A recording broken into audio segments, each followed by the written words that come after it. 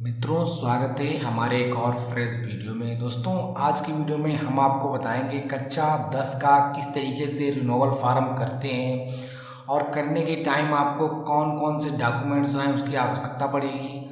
तो सबसे पहले आपको हम बता दें, अगर आप कक्षा 10 का रिन्यूअल फार्म करना चाहते हैं तो आपको पिछले साल जितने भी डॉक्यूमेंट कक्षा 9th में लगे थे वही डॉक्यूमेंट्स आपको जो है वो कक्षा 10th में लगने वाले हैं।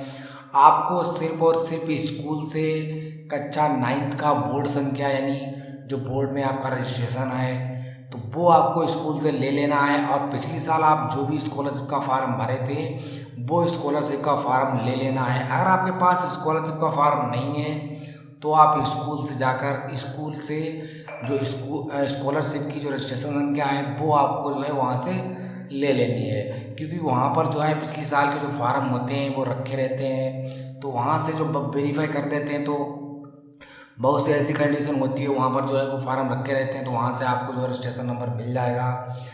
और अगर आपके पास रजिस्ट्रेशन नंबर है तो आपको किस तरीके से इस फार्म को पूरा ऑनलाइन करना है, तो चलिए शुरू करते हैं। तो दोस्तों, सबसे पहले हम स्कॉलरशिप की जो वेबसाइट है, जैसे यहाँ पर लिखा है scholarship.up.gov.in, तो इसको आपको जो है गूगल से खोल लेना है।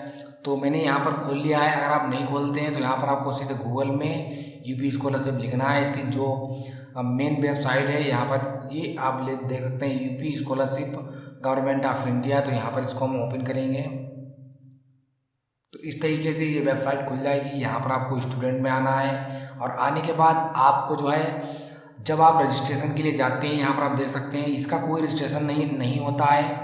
जब आप जाते हैं तो यहाँ पर साफ साफ लिखा होता है, नवीनीकरण रिन्यूअल के छात्र या छात्रा छात्रवृत्ति है तो ऑनलाइन आवेदन बिना रजिस्ट्रेशन के सीधे भरें। तो इसका मतलब ये है कि आप सीधे पिछले पासवर्ड से आप भर सकते हैं इसको।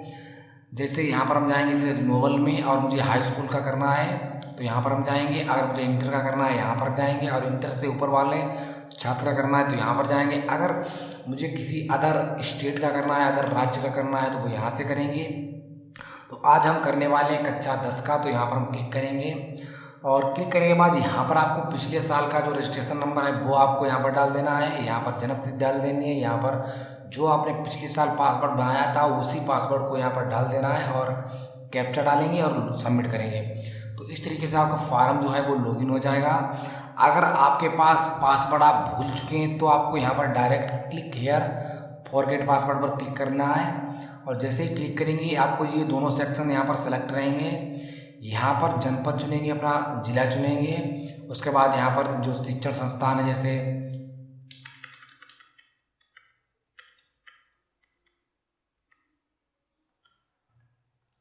यहाँ पर जैसे मैंने जिला चुन लिया है। उसके बाद जैसे मुझे कॉलेज का नाम चुनना है तो हम यहाँ पर जैसे कॉलेज का नाम चुनेंगे।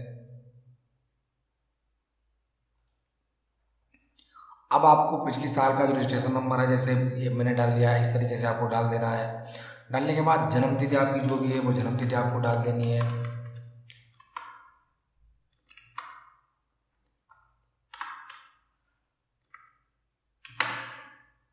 यहाँ पर कक्षा 8 आपने कौन से वर्ष में उत्तीर्ण किया है वो आपको डाल देना है। उसके बाद यहाँ पर सीधे आप कैप्चा डालेंगे और कैप्चा डालने के बाद जैसे आप सबमिट करेंगे तो आपका जो है पासवर्ड फॉरगेट हो जाएगा। वहाँ पर आपका पासवर्ड जो है लिख के आ जाएगा, और जैसे ही लिख के आता है उसी पासवर्ड को आप जो है यहाँ पर डाल सकते हैं। अगर आपको पासवर्ड नहीं पता है तो, अगर आपको पता है तो सीधे आपको उसी तरीके से इसको जो है वो करना होगा। तो यहाँ पर हम सीधे रिन्यूअल में जाएंगे और प्री मैट्रिक स्टूडेंट लॉगिन पर क्लिक कर देंगे। और क्लिक करने के बाद अब रजिस्ट्रेशन नंबर, जन्म तिथि, पासवर्ड डाल के जो है लॉगिन कर लेते हैं। तो यहाँ पर मैंने जो है वो सारा कुछ भर लिया है, कैप्चा भी यहाँ पर मैंने फिल कर लिया है। उसके बाद करेंगे सबमिट, और जैसे ही सबमिट करेंगे तो आप देख सकते हैं सीधे सीधे फार्म जो है हमारा लॉगिन हो चुका है। तो वहाँ पर जब भी आप रजिस्ट्रेशन पर रिन्यूअल में जाते हैं तो वहाँ पर लिखा होता है कि आप सीधे रजिस्ट्रेशन नंबर डाल के इसको जो है वो लॉगिन कर सकते हैं। तो यहाँ पर आप देख सकते हैं मैंने रजिस्ट्रेशन नंबर डाल के सीधे लॉगिन कर लिया है। यहाँ पर मुझे जो पिछले साल मैंने स्टेप पूरे किए थे कक्षा 9th में, उसी प्रकार से यहाँ पर आ जाता है। आने के बाद यहाँ पर सीधे आपको एनपीएस से इसको वेरीफाई कराना होता है। तो इस तरीके से आप देख सकते हैं एनपीएस से जो वेरीफाई है वो हो चुका है। होने के बाद अब आपको यहाँ पर आवेदन संशोधन में जाना है, और जैसे ही आप आवेदन संशोधन में जाएंगे यहाँ पर आपको प्रवेश तिथि जो है वो चेंज कर देनी है। तो दोस्तों हम इनकी प्रवेश तिथि जो है वो कर देते हैं, यहाँ पर 23 की जगह हम 24 कर देंगे। और यहाँ पर जो है पिछले साल का मैंने जो इनका परीक्षा फल था तो वो मैंने 1000 डाला था। इस बार जो बोर्ड का 9th का जो पूर्णांक होता है वो 600 होता है। इनके कितने नंबर आए वो यहाँ पर डाल देंगे। तो वो आप स्कूल से पता करके इनके जो नंबर हैं वो डाल दीजिए कक्षा 9th के। तो वो डाल दिया है। डालने के बाद यहाँ पर जो है अब जो है कक्षा 10th में ये पहुँच चुके हैं। यहाँ पर बोर्ड का क्रमांक पिछले साल मैंने नहीं भरा था, मगर इस साल मुझे भरना पड़ेगा। तो यही स्टार्टिंग मैंने बताया था कि इसी को आपको भर देना है। तो यहाँ पर 28 12 14 0 इस तरीके से पूरा जो है इसको भर देना है। और इसके बाद जो बोर्ड है वो सिलेक्ट रहेगा। इसके बाद आपको सीधे यहाँ पर जो है टिक लगा के कैप्चा डालेंगे और सबमिट करेंगे। तो इस तरीके से मेरा जो ये भी विकल्प है पूरा हो चुका है। अब जो है मैंने आवेदन को संशोधित कर दिया है। यहाँ पर आवेदन की जांच करेंगे तो यहाँ पर फ़ोटो अगर नहीं आता है तो कोई दिक्कत नहीं, वो आपको जो है आगे आपको दिख जाएगा, क्योंकि ये जो सीधे है वो आधार सर्वर से वेरीफाई लेता है। तो यहाँ पर मैंने पूरी डिटेल जो है डाल के सबमिट कर ली है।